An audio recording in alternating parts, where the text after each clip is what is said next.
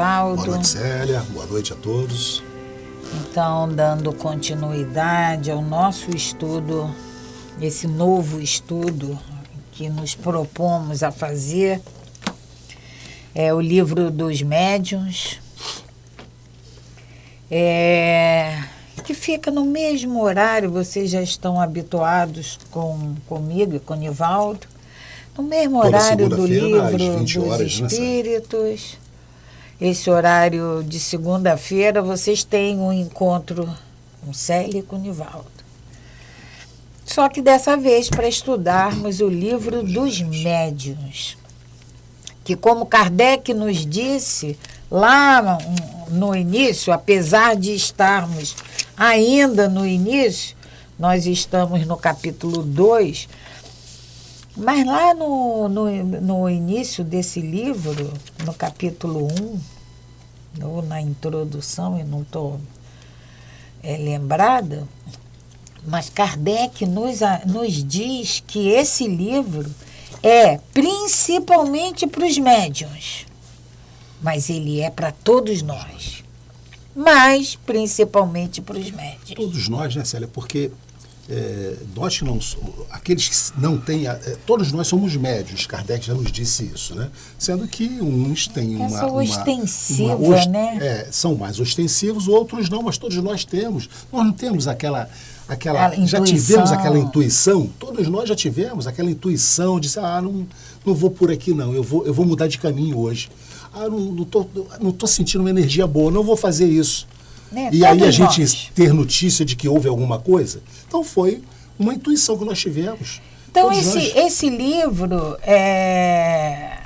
aliás, qual o livro da codificação que não é importante, né? Que não é importante. Porque todos eles são extremamente instrutivos para todos nós. Nós precisamos nos conscientizar disso. Eu estava pensando aqui, né? Nivaldo, te cortando para seguir esse raciocínio. Sim. Sabe aquelas pessoas que a gente escuta, que viram para a gente e falam assim, não, o Evangelho eu já estudei. Já li. Já li? Eu já li o Evangelho. Né? Mas como? Não tem, eu já li, eu já estudei, ninguém consegue. Ou até, Célia, estava pensando, ou até aqueles, mas para que estudar isso tudo? Porque nós somos seres espirituais. Nós não somos esses seres materiais aqui na Terra.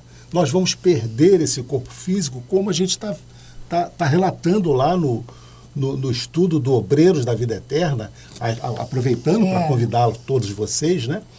Às terças-feiras, às 11 horas da manhã, nós temos lá o estudo do Obreiros da Vida Eterna, e que André Luiz traz para nós, relata para nós esse momento do desencarne. Então nós somos seres espirituais e, dependendo da nossa condição, de como nós estamos vivendo aqui na Terra, nós vamos ter nós vamos ter uma chegada melhor ou pior no mundo espiritual. Então, é disso que se trata, né, Célia? Essa necessidade de nós estudarmos. Esse nosso estudo atual, o Livro dos Médiuns, ele tem início, mas ele não pode ter fim. Vai ficar gravado nas mídias do MAP, e nós temos, no nosso estudo presencial, a gente termina o livro e volta lá no início, volta lá na introdução, e chega no final e volta. Porque cada vez que isso acontece, a nossa percepção é outra, o nosso entendimento é outro. Houve um amadurecimento. Eu estava vendo aqui, né, Célia, nós fizemos um estudo presencial desse livro em 2016. Então, você veja, né? 2016, nós tivemos a oportunidade de estudar esse livro. 2019, nós iniciamos novamente, veio a pandemia, ficamos impossibilitados de terminar, e estamos iniciando novamente com vocês agora. Então é o que a Célia disse. A mesma coisa é o Livro dos Espíritos, a mesma coisa é o Evangelho segundo o Espiritismo, O Evangelho... Esse é livro de cabeceira, né, Célia? Nós começamos a estudar ele, ainda hoje, antes de sair de casa, eu fui ver, a data é 17/3/2011. E nós continuamos a estudar ele. Até hoje. Não e tem vamos continuar fim. estudando. E não tem fim.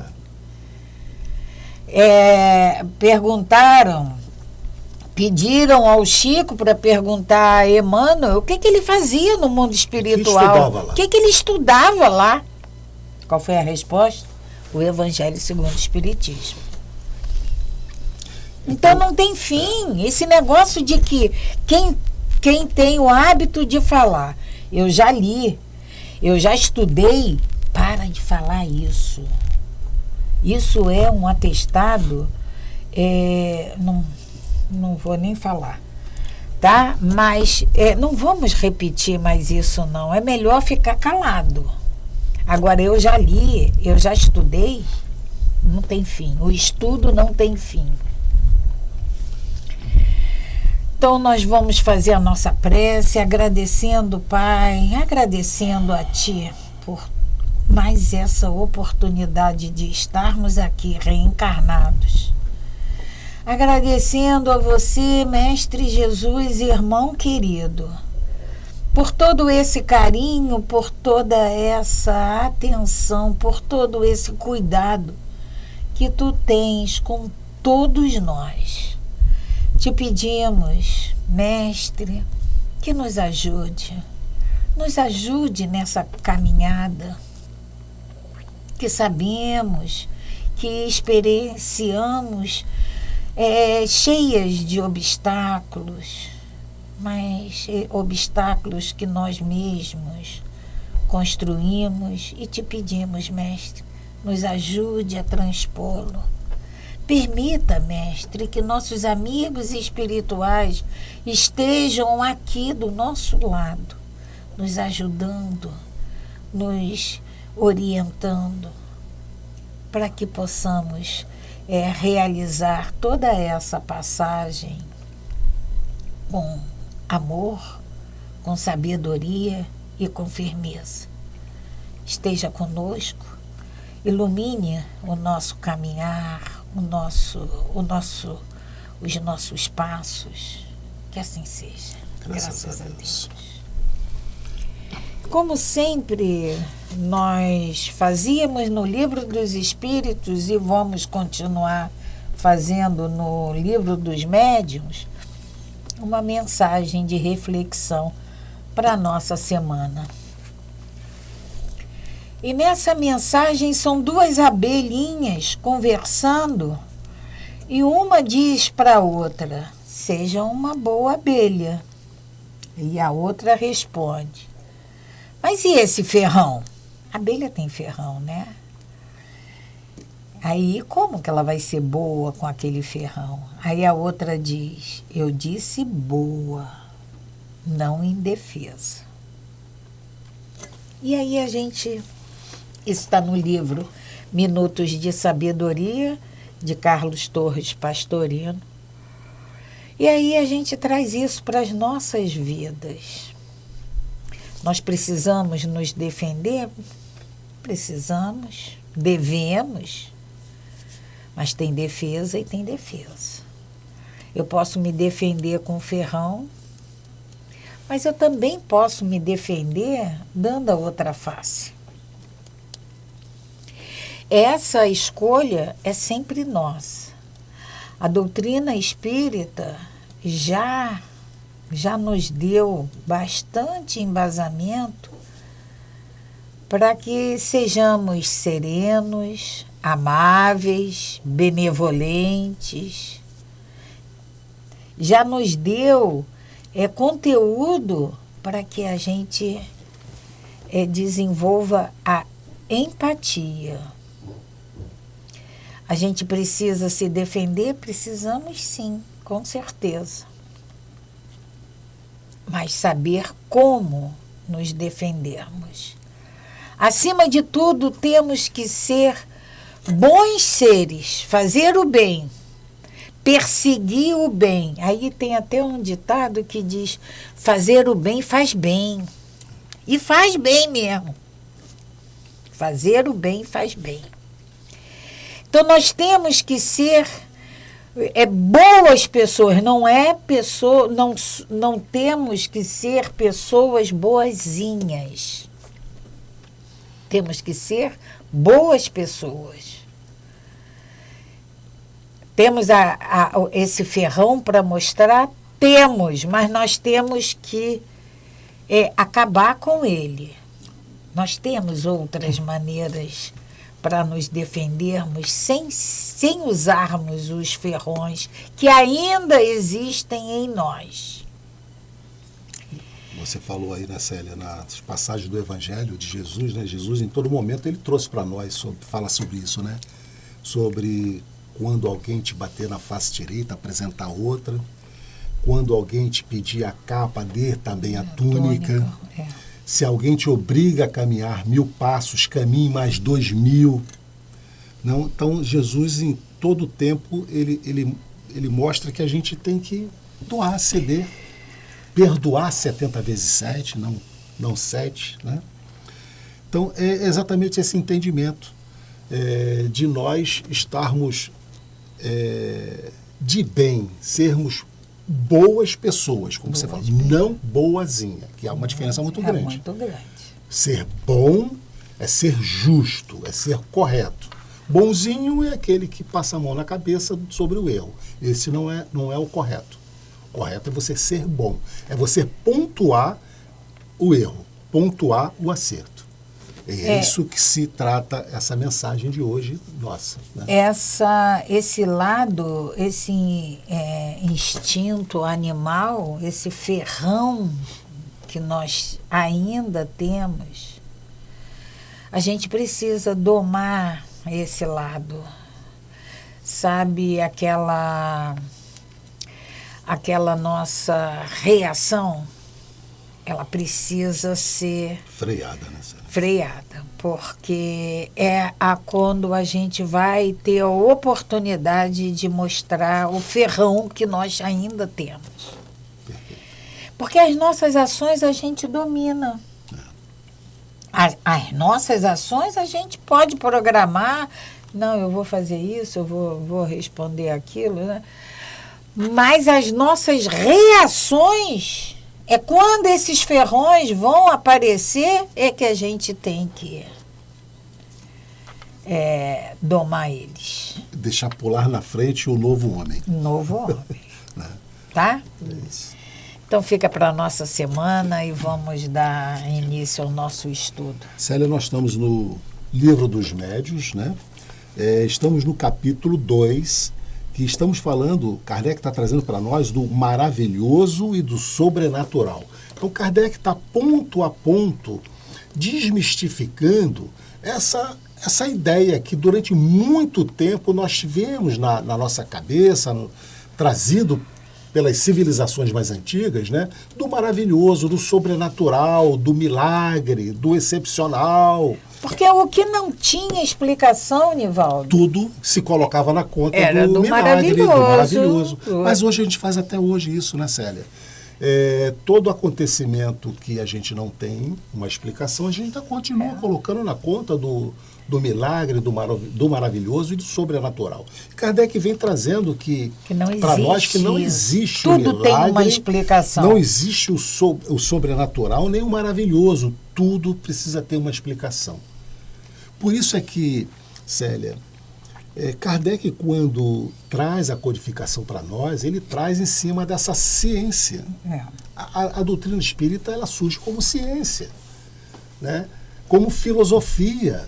Nós já falamos isso aqui. Depois é que veio esse cunho religioso, essa doutrina, essa forma de se viver, calcado na necessidade de você ter uma... É um tripé. Ciência, filosofia e religião. E aí, Célia, nós paramos semana passada no item 13. O importante aqui no livro do Livro dos Médiuns, né, nós vamos acompanhar. Vai ser sempre número, então fica até fácil de nós localizarmos, né? Então estamos no item 13 do maravilhoso e do sobrenatural. E Kardec traz para nós, né? Kardec traz para nós aqui o seguinte. Nós vamos ler, nós já tínhamos iniciado, né? Vamos voltar ao início para a gente poder dar continuidade no raciocínio aqui de Kardec. Assim, o Espiritismo não aceita todos os fatos considerados maravilhosos. O Espiritismo não aceita. Ou sobrenaturais. Longe disso, demonstra a impossibilidade de grande número deles e o ridículo de certas crenças que constituem a superstição propriamente dita. É exato que no que ele admite, há coisas que, para o incrédulo, são puramente do domínio do maravilhoso, ou, por outra, da superstição. E como a gente trabalha em cima da superstição, né? E a gente, todos nós temos histórias de superstições, de coisas que vêm de família, né? Vêm lá de trás. E o Kardec nos diz aqui coisas que o Espiritismo explica, aceita, leva como certo. O incrédulo, como ele é incrédulo, tudo é maravilhoso, tudo é sobrenatural, tudo é superstição. É isso que Kardec está nos dizendo. Trazendo para nosso raciocínio, nosso entendimento. E como ele vai falar mais tarde, se nós estudarmos a fundo, nós vamos entender que nada existe de sobrenatural, de maravilhoso, de superstição. Superstição, né? Superstição, Célia, muitas das vezes, olha, se eu não usar determinada vestimenta, vai dar errado. Essa superstição. A gente, quer ver, Nivaldo? E nós temos isso até hoje, a gente traz isso até hoje. Sexta-feira, dia 13 de agosto. Aí tu não faz nada. Tu não faz nada. Né? Ou a necessidade, nós já vimos isso no Livro dos Espíritos, né, Célia, sobre amuletos e tudo mais. Kardec vai trazer para nós aqui sobre o estudo sobre essas superstições que nós trazemos. Uma coisa que nós aprendemos, isso aí pelo menos as pessoas mais idosas, mais velhas, já vivenciaram isso. Chinelo virado ao contrário. Poxa vida, não pode. O que acontece com o chinelo virado? A gente vai lá e desvira.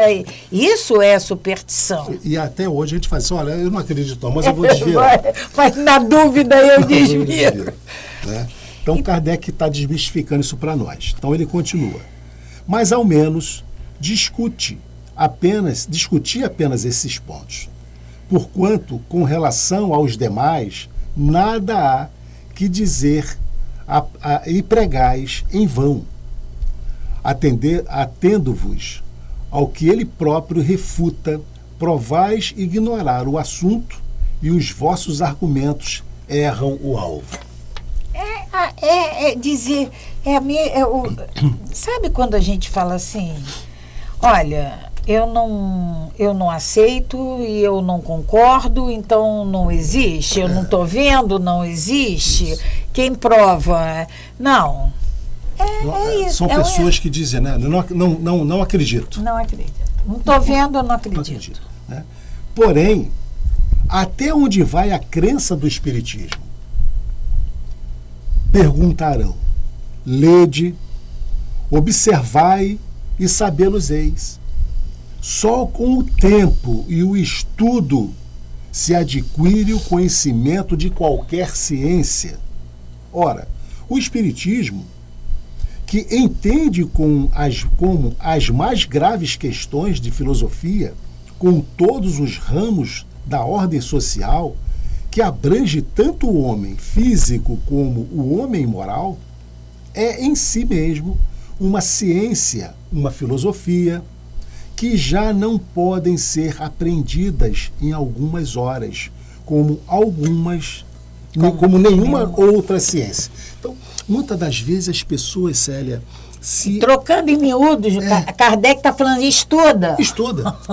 Porque não dá para você querer ser crítico ou entender uma ciência em alguns minutos ou algumas horas. Muitas pessoas vão a um centro espírita, eu quero ver se é verdade. Sai de lá já com a certeza absoluta de algumas coisas. Então, Kardec está dizendo que é preciso que haja estudo. Um aprofundamento.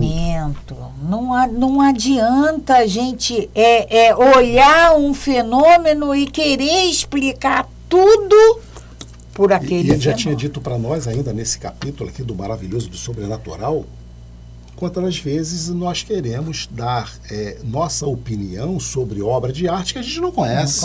Sobre uma música que a gente não conhece. Né? Não entendemos de música, não entendemos de pintura, e assim é como com toda a ciência. Tanta puerilidade haveria em se querer ver todo o espiritismo numa mesa girante, como toda a física, alguns brinquedos de criança. Kardec está se retratando aqui as mesas girantes, como o espiritismo começou. Como o espiritismo, como foi usado para chamar a atenção de Kardec.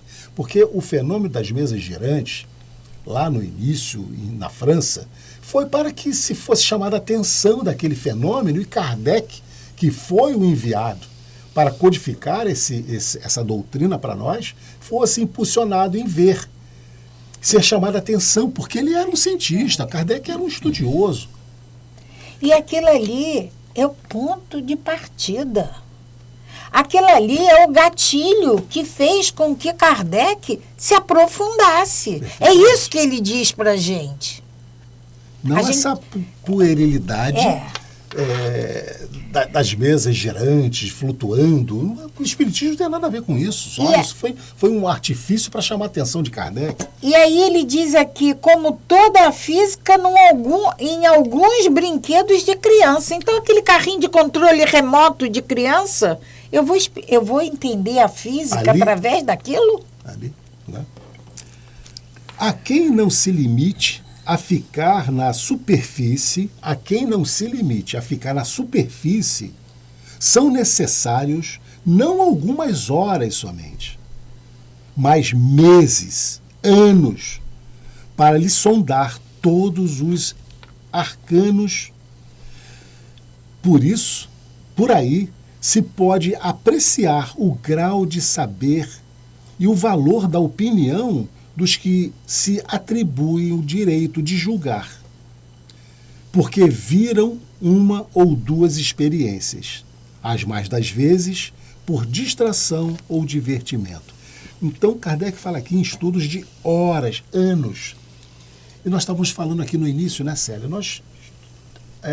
Eu tivemos contato em 2013, foi isso? Estudamos esse livro pela primeira vez. Então, 2016, vamos ver aqui, ó. Então, é para que a gente possa ter noção de que são necessários 2016. É necessário, Célia, anos de estudo. Porque na primeira vez que a gente tem contato com essa doutrina, com esses ensinamentos, a gente fica meio, assim, ainda confuso.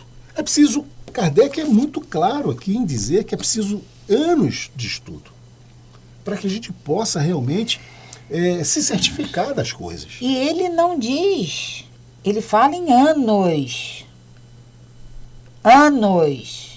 Nós, por exemplo, nós ficamos aqui, junto com vocês, estudando o Livro dos Espíritos, 5 anos. Passou assim rápido? Passou.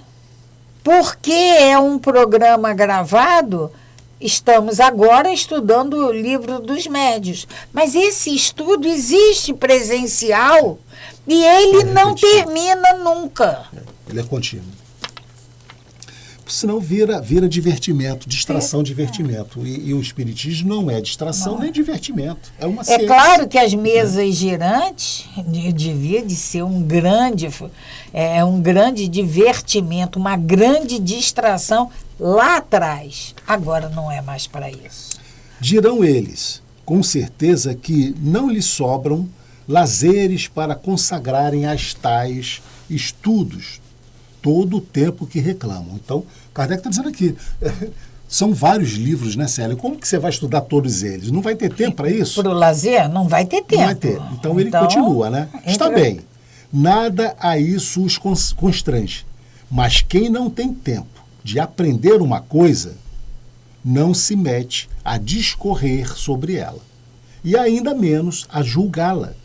Se não quiser que o acoime, o considerem leviano. Né? Então, cara, se você não tiver tempo de estudar, tudo bem, vai comprometer o seu lazer, mas então que você não se julgue. Coloque numa posição de julgador, de crítico. Se você não estudou, você não tem consciência do que você está dizendo, senão você vai estar agindo levianamente. Ora, quanto mais elevada seja a posição que ocupemos na ciência, tanto menos excusável é que digamos levianamente de um assunto que desconhecemos. Então, quanto mais a gente estuda, mais a gente fica crítico daquilo e não vamos agir de uma forma leviana sobre aquele assunto. E Nivaldo, isso aí nós aprendemos. Muitas das vezes, em vários lugares, a gente escuta falar em aula. Aula do livro dos médiuns. Se vocês repararam, a gente fala estudo. A gente não fala aula, porque aula quem dá é professor. E qual professor que nós conhecemos da doutrina espírita? Não tem. Encarnado? Não tem. Não tem. Então, esse é um estudo. Somos todos estudantes. Somos todos estudantes. É por isso que é leviano. É leviano a gente falar de um assunto que nós não sabemos. Não temos conhecimento de muitas coisas ainda. Temos conhecimento parcial, né, Célia? Ou até achamos que conhecemos. Pois é. Né? E com aquilo que a gente já acha que conhece, a gente começa a querer colocar os nossos entendimentos. E aí é que vem o problema. E em cima disso, né? A gente toma conhecimento de vários absurdos. Aí cria-se absurdos, exatamente. Cria-se, como Kardec traz aqui para nós, cria-se essa superstição, cria-se superstições, cria-se o maravilhoso, cria-se o sobrenatural, cria-se o milagre, em cima do que não se sabe exatamente como funciona. Aí no item 14, Kardec vai fazer um resumo para a gente. Ele diz assim, resumimos nas proposições seguintes o que havemos expedido. O que ele disse antes, ele vai resumir aqui. Primeiro, todos os fenômenos espíritas têm por princípio a existência da alma, sua sobrevivência ao corpo e suas manifestações. São afirmações que Kardec está fazendo, né? Todo fenômeno espírita tem princípio na existência da alma. A gente lembra... O que é a alma? A alma é o espírito... Encarnado. E quando nós retornarmos ao mundo espiritual, aí é tratado de espírito. Então, todo fenômeno espírita tem por princípio a existência da alma, sua sobrevivência ao corpo, a vida continua e suas manifestações. Porque Kardec, né, Célia, quando ele tem contato lá com as mesas girantes, ele pergunta quem é que está quem que está movimentando aquela mesa, respondendo aquelas perguntas, qual a resposta que vem para ele? Aqui é a alma de um homem que já viveu na Terra. Que já viveu na Terra. Então, Kardec diz aqui para nós, a existência da alma, sua sobrevivência ao corpo e suas manifestações. Ela vai sobreviver ao corpo e ela vai poder se manifestar. Se manifestar. É isso que ele está afirmando para nós, diante fundamentando tudo que ele já nos falou até agora. Segundo, fundando-se numa lei natural, esses fenômenos nada têm de maravilhosos, nem de sobrenaturais, no sentido vulgar dessas palavras. Não existe nada maravilhoso e sobrenatural, além do natural. Não existe. Tudo tem uma explicação lógica e convincente. Científica. Terceiro, muitos fatos tidos por sobrenaturais, porque não se lhes conhece a causa, atribuindo-lhes uma causa, o Espiritismo os repõe no domínio dos fenômenos naturais. Ou seja, o Espiritismo explica a causa desses fenômenos sobrenaturais. Que eram tidos como sobrenaturais. Quarto, entre os fatos qualificados de sobrenaturais, muitos há cuja impossibilidade o Espiritismo demonstra, incluindo-os em um número de crenças supersticiosas. Quando a crença ela se baseia em cima de uma superstição, como Kardec nos disse no capítulo referente ao o capítulo anterior espíritos. A espírito. Não, nesse capítulo, do maravilhoso ao sobrenatural. Ele explica para gente, ele nos diz que conversar com essas crenças, com alguém adeptos dessas crenças supersticiosas, é perda de tempo. Não adianta. Então, nesse quarto, diante dos fatos qualificados de sobrenaturais, muitos há cuja impossibilidade o Espiritismo demonstra, incluindo-os em o número de crenças supersticiosas. Para resumir isso tudo, há sempre uma explicação lógica, plausível e racional para todos esses fatos. Quinto, se bem reconheçam um fundo de verdade em muitas crenças populares, o Espiritismo, de modo algum, dá sua solidariedade a todas as histórias fantásticas que a imaginação há criado. E como se tem história, né, Célia? O pessoal mais antigo, né, tem aquelas histórias dos avós, dos bisavós, das assombrações, né? E todos têm uma história para contar nesse sentido, e é o que Kardec diz aqui, né? E essas imaginações... Se bem reconheçam um fundo de verdade, em muitas crenças populares o Espiritismo de modo algum dá sua solidariedade. Né?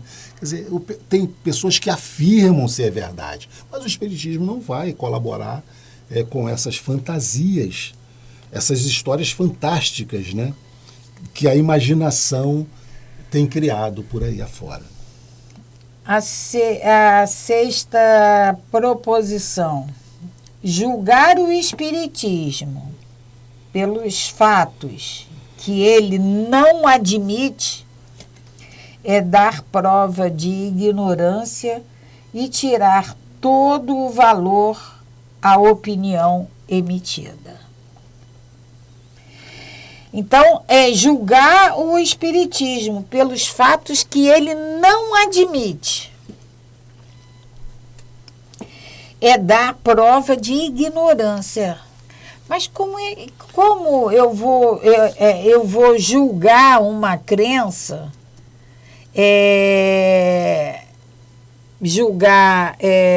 como denegrindo essa crença por uma coisa que ela não admite? Pois é. Então, e você imagine, Célia, como que alguém vai julgar o espiritismo se ela não admite, por exemplo, a existência da vida após a morte, a existência do espírito?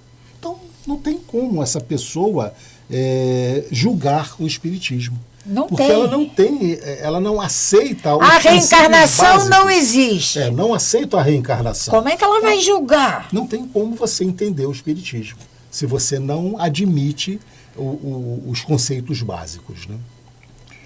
A explicação dos fatos que o espiritismo admite de suas causas e consequências morais forma toda uma ciência e toda uma filosofia que reclamam estudo sério, perseverante e aprofundado. É isso que Kardec se propôs. Sem estudar, a gente não pode opinar, dar o nosso parecer sobre qualquer coisa. Por exemplo, um crítico de cinema. Como ele vai criticar um filme se ele não for assistir? Uma obra de arte. Como eu vou julgar uma obra de arte? Como eu vou condenar uma obra de arte se eu não entendo nada de arte? Eu preciso estudar, eu preciso desenvolver a capacidade do meu senso crítico em relação àquilo. Se não, como? E para você atingir esse entendimento de criticar, Kardec nos diz que isso leva anos. Estudos. E ele não diz assim, 2 anos, 3 anos, 5 anos. Não diz isso. Ele fala anos. Eu sempre digo, né, Célia, alguém para ter uma formação profissional não precisa fazer uma faculdade. São quantos anos? 3 anos? 4? 3 anos não existe, né? 4, 5, 6 anos. Depois tem as especializações, as pós-graduações. Então, você veja quanto tempo demanda uma formação. Como que alguém pode, independente desse tempo de estudo, querer ser um profissional sem esse tempo de estudo? Tem como? Não tem. Então, assim é o espiritismo. É preciso que você se aprofunde para que você possa realmente entender um pouquinho, né? Um pouquinho de todo esse sistema que é esse viver, esse mundo espiritual. E a 8ª proposição que Kardec nos coloca, o espiritismo não pode considerar crítico sério senão aquele que tenha visto, estudado e aprofundado com a paciência e a perseverança de um observador consciencioso. Kardec vai bater sempre nessa tecla. Nós temos que ter estudado com paciência, perseverança e, acima de tudo, sermos perseverantes. O espiritismo não pode considerar crítico sério senão aquele que tenha visto, estudado e aprofundado com a paciência e a perseverança de um observador consciencioso, que do assunto saiba tanto quanto qualquer adepto instruído, que haja, por conseguinte, aurido seus conhecimentos, algures, que não nos romances da ciência, aquele a quem não se possa opor fato algum que lhe seja desconhecido, nenhum argumento de que já não tenha cogitado e cuja refutação faça, não por mera negação, mas por meio de outros argumentos mais peremptórios. Aquele, finalmente, que possa indicar para os fatos averiguados causa mais lógica do que a que lhes propõe, a que lhes aponta o Espiritismo. Tal crítico ainda está por aparecer. Tal crítico ainda está por aparecer. E Kardec, ele tinha tanta certeza do que eles ia deixar para nós, do que ele deixou para nós, do que ele escreveu, que ele disse que se algum dia a ciência discordasse de qualquer colocação dele, que nós ficássemos com a ciência. E até hoje ainda não teve. Então, Célia, você veja, né? O Espiritismo não pode considerar crítico sério, senão aquele que tudo tenha visto, estudado e aprofundado com paciência. E não como pode. Nós temos hoje crítico do Espiritismo, né? Como nós e normalmente os críticos do Espiritismo não estudaram, não se aprofundaram, com paciência, como ele diz aqui, né? Com perseverança, para observar e estudar a fundo a ciência que é o Espiritismo. Porque Kardec, como você falou agora, trata como ciência e filosofia. E olha como ciência e filosofia. Né? Olha como Kardec coloca, aurido desses, o Espiritismo não pode considerar crítico sério, que tenha aurido seus conhecimentos algures, que não nos romances. Aí ele fala, né? São aquelas superstições, sério, são as superstições, são as imaginações, o maravilhoso, o sobrenatural, que muitas das vezes as pessoas se encantam, se deixam levar pelo maravilhoso, pelo sobrenatural. E é muito fácil, né? Eu acho que chama mais atenção do que a própria ciência, do que o próprio fundamento do Espiritismo. E é isso que Kardec vem trazer para nós, essa necessidade desse entendimento aprofundado, da necessidade que nós temos de, cada vez mais, estudar e aprofundar dentro dessa ciência, desse entendimento, sem levar em consideração muitas das vezes,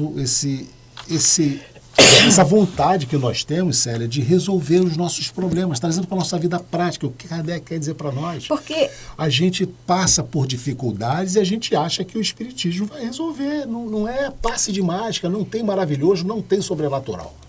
Porque a gente quer responder sobre tudo. Qualquer coisa, mesmo que a gente não saiba, a gente tem uma ideia, viu alguma coisa, a gente responde. E Kardec vai afirmar isso, esse critério rigoroso, estudou, é o básico. Sem estudar, você não pode criticar nada. Sem você adquirir conhecimento para falar, eu não concordo por isso, isso e isso. Isso é um fato.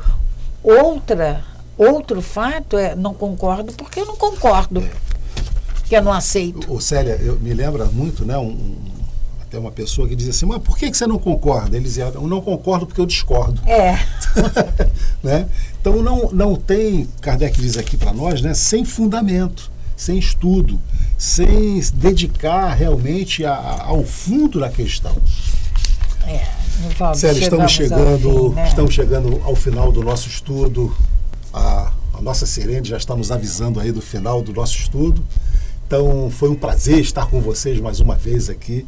E retornaremos na próxima semana para dar continuidade a esse estudo desse maravilhoso livro, que é o Livro dos Médios, segundo livro de Allan Kardec.